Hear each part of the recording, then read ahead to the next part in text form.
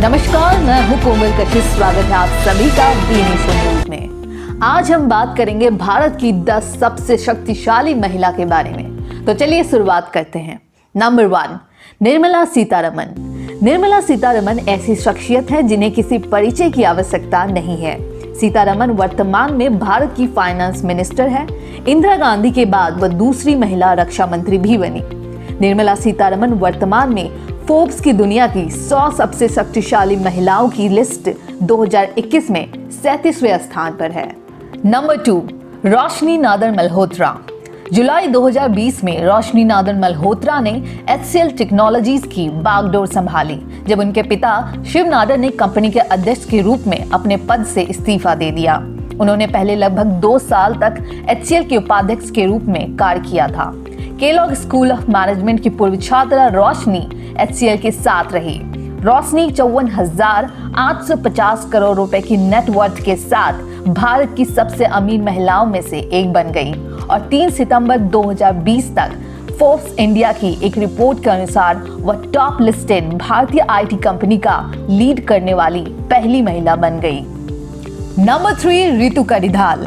चंद्रयान 2 की mission director Ritu कड़िधाल को rocket women of India के नाम से भी जाना जाता है।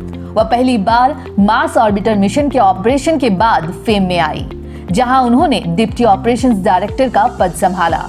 रितु को हाल ही में 2020 में फोर्ब्स की भारत की सेल्फ मेड महिलाओं की लिस्ट में शामिल किया गया है। नंबर 4, किरण मजूमदार-शॉ।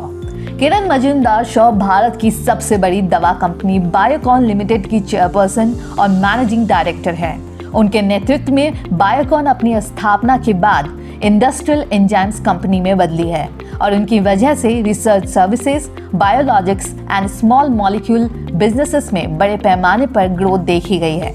उनकी कंपनी ने बड़े बड़े बाजारों में बायोसिमिलर लॉन्च का भी बीड़ा उठाया और इन बायोसिमिलर का उपयोग अब कैंसर और मधुमेह जैसी विभिन्न बीमारियों के इलाज में किया जा रहा है। भारत की बायोटेक क्वीन की पहल ने मजूमदार-शॉ मेडिकल सेंटर का गोल सस्ती लागत पर एक विश्व स्तरीय कैंसर केंद्र बनाना है। Number 5, Falguni Nair. Falguni Nair investment banker से एंटरप्रेन्योर बनी और वह पूरे भारत में ब्यूटी प्रोडक्ट्स को बेहतर बना रही है। Nykaa.com उनका ई-टेल स्टोर भारत का प्रमुख ब्यूटी रिटेलर है। आज नायका के पास पूरे भारत में कई स्टोर हैं और दिन ब दिन लोकप्रियता हासिल कर रहा है। सौंदर्य, बालों की देखभाल, स्वास्थ्य देखभाल और कपड़ों से रिलेटेड प्रोडक्ट्स चुनने की एक लॉन्ग लिस्ट के साथ Nykaa.com में हर किसी के लिए कुछ ना कुछ है। नंबर 6, एकता कपूर। टेलीविजन पर सास बहू शोज और सिटकॉम के पीछे एकता ने वर्षों से भारतीय टेलीविजन पर राज किया है और निसंदेह भारत में सबसे सफल महिला में से एक है। समय के साथ आगे बढ़ते हुए उन्होंने डिजिटल चुनौती को सिर पर लिया और एल्ट बालाजी प्लेटफॉर्म लॉन्च करके बालाजी को एक डिजिटल प्लेटफॉर्म में बदल दिया। नंबर 7, नीता अंबानी।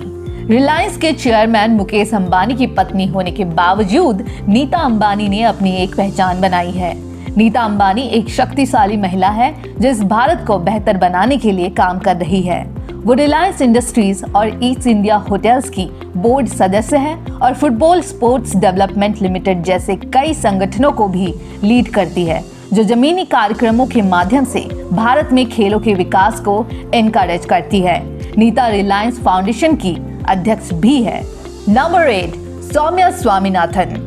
सौम्या स्वामीनाथन एक भारतीय बाल रोग विशेषज्ञ और क्लिनिकल साइंटिस्ट है, जो कि ट्यूबरक्लोसिस एंड HIV पर अपने काम के लिए जानी जाती है। वह वर्तमान में स्वास्थ्य अनुसंधान विभाग, स्वास्थ्य मंत्रालय और परिवार कल्याण भारत सरकार में सचिव के रूप में तैनात है और भारतीय चिकित्सा अनुसंधान परिषद की महानिदेशक है, जो कि जैविक चिकित्सा अनुसंधान को भारत में निर्माण, समन्वय और बढ़ावा देने के लिए सर्वोच्च संस्थान है। नंबर 9, सुचित्रा एला। सुचित्रा एला भारत बायोटेक इंटरनेशनल लिमिटेड की को-फाउंडर है, जो एक मल्टीनेशनल बायोटेक्नोलॉजिकल कंपनी है। भारत बायोटेक ने भारत को कोविड-19 के लिए एक वैक्सीन नाम दिया, जिसका नाम कोवैक्सीन है। भारत बायोटेक हेपेटाइटिस बी के लिए पारामुक्त टीकों का निर्माण करने वाली दुनिया की दूसरी कंपनी है और उनके टीके 99% रासायनिक मुक्त है। और अंत में अरुंधति भट्टाचार्य।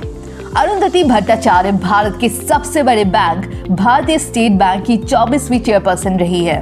वह पहली महिला है जो भारतीय स्टेट बैंक के इस पद में गई। उन्होंने 7 अक्टूबर 2013 को यह पद ग्रहण किया। इस पद पर आसीन होने से पहले 57 वर्षीय भट्टाचार्य एसबीआई की प्रबंध निदेशक और मुख्य वित्तीय अधिकारी थी। फोर्ब्स की ओर से जारी दुनिया की 100 सबसे शक्तिशाली महिलाओं की सूची में एसबीआई की अध्यक्ष एवं प्रबंध निदेशक अरुंधति भट्टाचार्य 25वें स्थान पर है। आप इनमें से किन महिला से सबसे ज्यादा प्रभावित हो रहे हैं, हमें कमेंट बॉक्स में बताएं और अन्य ऐसी जानकारी भरी वीडियो देखने के लिए जुड़े रहिए वी नेशन न्यूज के साथ। धन्यवाद।